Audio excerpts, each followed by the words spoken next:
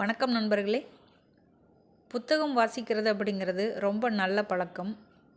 நிறைய பொழுதுபோக்குகள் இல்லாத காலகட்டங்களில் புத்தக வாசிப்பு அப்படிங்கிறது தினந்தோறும் ஒரு அத்தியாவசியமான வேலையாக இருந்தது. நிறைய விஷயங்களை கற்றுக்கிறவங்க இந்த புத்தக வாசிப்பை ரெகுலராக பண்ணிகிட்ருப்பாங்க.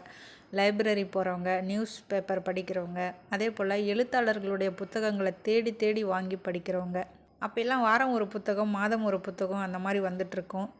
தொடர்கதைகள் வரும், சிறுகதைகள் வரும், வரலாற்று புதினங்கள் இப்படி எல்லாமே வரும். புத்தகம் படிக்கிற பழக்கம் இருக்கிறவங்களால புத்தகம் படிக்காமல் இருக்கவே முடியாது. இன்றைக்கி நம்ம டைம் இல்லை படிக்கிறதுக்கு அப்படின்னு சொல்கிறோம். ஆனால் புத்தக வாசிப்பாளர்கள் எப்படியாவது அதுக்குன்னு ஒரு நேரத்தை ஒதுக்கி கண்டிப்பாக புத்தகத்தை படித்தே தீருவாங்க. தமிழகத்தில் நிறைய எழுத்தாளர்கள் சிறந்த எழுத்தாளர்களாக இருக்காங்க. வாசகர்கள் மத்தியில் அவங்களுக்கு ரொம்ப நல்ல பெருமை இருக்குது. அதில் ஒருத்தர் தான் சாரு நிவேதிதா. இவருடைய படைப்புகள் எல்லாமே தனிமனித உரிமைகளை பற்றி இருக்கும், அதனோட முக்கியத்துவங்கள் பற்றி இருக்கும். தனி மனிதனுக்குன்னு ஒரு சுதந்திரம் இருக்குது, அதில் யாரும் குறுக்கிடுறத அவருடைய எழுத்துக்களில் ரொம்பவே விரும்ப மாட்டாமல் எழுதியிருப்பார். சுதந்திரத்தை இழக்காமல் வாழ்வதே சிறப்பான வாழ்க்கை அப்படிங்கிற கருத்தை முன் வச்சு தான் அவரோட படைப்புகள் எல்லாமே இருக்கும். இந்த இறுக்கமான நவீன காலத்தில் சக மனிதர்கள் மீதும் பிராணிகள் மீதும் இயற்கையின் மீதும் அதிகமான அன்பை போதித்தவர் சாரு நிவேதிதா அவருடைய எழுத்துக்களும்.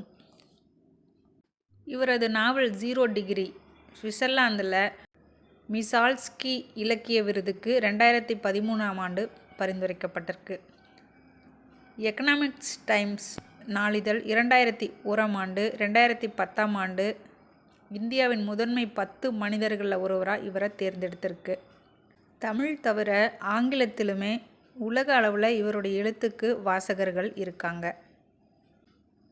புதிய எக்ஸைல், 0 டிகிரி, ராச லீலா உள்ளிட்ட நாவல்கள், கோணல் பக்கங்கள், தப்பு தாளங்கள், மனம் கொத்தி பறவை, வேற்றுலக வாசியின் டைரி குறிப்புகள் அப்படின்னு நிறைய கட்டுரை தொகுப்புகளும் படைப்புகளும் இவருடையது முக்கியமானதாக கருதப்படுது. சிறுகதை தொகுப்புகள் நிறையவே இருக்குது இவருடையது. ஷேக்ஸ்பியரின் மின்னஞ்சல் முகவரி, கடல் கன்னி, ஊரின் மிக அழகான பெண், முத்துக்கள் 10 அப்படின்னு தேர்ந்தெடுக்கப்பட்ட சிறுகதைகள் அப்படின்னு இவருடைய சிறுகதைகள் தொகுப்பு நீண்டுக்கிட்டே போகுது. அதே போல் கட்டுரை தொகுப்புகளும் நிறையவே இருக்குது. கோணல் பக்கங்கள் பாகம் 1, 2, 3 அப்படின்னு, வரம்பு மீறிய பிரதிகள், மூடுபனிச்சாலை, கடவுளும் நானும், கெட்ட வார்த்தை அப்படின்னு நிறைய கட்டுரை தொகுப்புகளும் இருக்குது. அதே போல் நாடகங்களும் இவர் எழுதியிருக்காரு. சினிமா விமர்சனம், அரசியல் கட்டுரைகள், நேர்காணல்கள், கேள்வி பதில் அப்படின்னு இவருடைய பதிவுகள் நீண்டுக்கிட்டே போகுது. இவருடைய இயற்பெயர் கே. அறிவழகன். டிசம்பர் 18, 1953ஆம் ஆண்டு நாகப்பட்டினத்தில் பிறந்தவர்.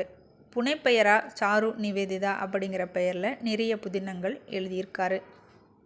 இப்போது சினிமா பார்க்க போகிறவங்க கண்டிப்பாக வாரம் ஒரு படமோ ரிலீஸ் ஆகிற படத்தையோ பார்த்துருவாங்க. அதே போல் தொலைக்காட்சி தொடர்கள் பார்க்குறவங்க விடாமல் அதை பார்த்துருவாங்க. புத்தக வாசிப்பாளர்களுக்கும் இது போல் ஒரு பழக்கம் இருக்குது. எப்படியாவது இந்த புத்தகத்தை படிச்சிடணும் அப்படின்னு அவங்க நினச்சாங்கன்னா கண்டிப்பாக ஒரு நாளில் 1 மணி நேரத்தில் அப்படின்னு ஒரு குறிப்பு வச்சுக்குவாங்க. அதுக்குள்ளே கண்டிப்பாக அந்த புத்தகத்தை படித்து முடிச்சுருவாங்க. இது அவங்களுக்குள்ள ஒரு பழக்கமாகவே இருக்குது. நிறைய பேர் பார்த்திங்கன்னா எனக்கு புத்தகம் படித்தா தூக்கம் வந்துடும் அப்படின்னு சொல்லுவாங்க. கதை புத்தகம்லாம் படித்தா எனக்கு தூக்கம் வந்துடும் அப்படின்னு சொல்லுவாங்க. ஆனால் புத்தக வாசிப்பாளர்களுக்கு புத்தகத்தை எடுத்து படிக்க படிக்க தூக்கம் தொலைந்து போகும். அதுதாங்க உண்மை. வரலாற்று புதினங்களை படிக்கிறது, கிரைம் நாவல்ஸ் படிக்கிறது அப்படின்னு நிறைய புத்தகங்கள், வகைப்பாடுகள் ஒவ்வொருவருக்கும் இருக்குது. அதே போல் குடும்ப நாவல்கள் படிக்கிறவங்க குடும்ப நாவல்கள் மட்டுமே படிப்பாங்க. உலக நடப்புகளை தெரிஞ்சுக்கிறவங்க அது சம்மந்தப்பட்ட புத்தகங்களை படிப்பாங்க. இப்படி அவங்கவுங்களுக்குன்னு ஒரு கேட்டகிரி இருக்குது. அவங்கவுங்களுக்குன்னு ஒரு எழுத்தாளரும் இருக்கார். சாரு நிவேதிதா அவர்கள் நிறைய வாசகர்கள் மனசில் இடம் பிடிச்சிருக்காரு. இவருக்குன்னு ஒரு மிகப்பெரிய வாசிப்பாளர்கள் பட்டாளமே இருக்குது அப்படின்னு தான் நம்ம சொல்லணும். சாரு நிவேதிதா அவர்களுக்கு நம்முடைய பிறந்தநாள் வாழ்த்துக்களை தெரிவிச்சுக்கலாம். நீங்களும் புத்தக வாசிப்பாளராக இருந்தால் இல்லைனாலும் பரவாயில்ல, இனி பழகிக்கோங்க. கண்டிப்பாக புத்தக வாசிப்பை ஒரு பழக்கமாக வச்சுக்கோங்க. அது ரொம்ப நல்ல ஒரு பழக்கம். அடுத்த பதிவிலே சந்திப்போம். நன்றி நண்பர்களே.